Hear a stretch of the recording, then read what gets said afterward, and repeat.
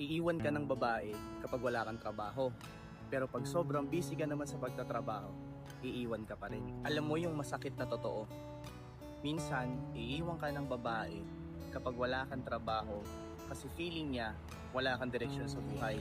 Pero minsan din, iiwan ka ng babae kahit sobrang busy mo na sa pagtatrabaho kasi feeling niya wala ka ng time para sa kanya.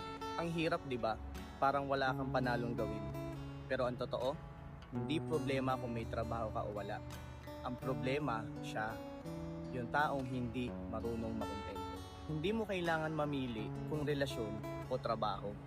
Kasi ang totoo, kailangan mo lang ng tamang tao na makakaintindi ng purpose mo at kung bakit nagsusumikap ka sa buhay. Yung babaeng hindi lang nandyan pag may time ka, ang hanapin mo, yung babaeng nagagawa ng oras para sa'yo kahit sobrang busy mo na. And lastly, gusto kong tandaan mo na hindi mo kailangan maging perpekto para manatili siya. Ang kailangan mo, maging totoo, maging responsable, at magmahal sa tamang paraan habang inaasikaso mo yung para sa future niyong dalawa.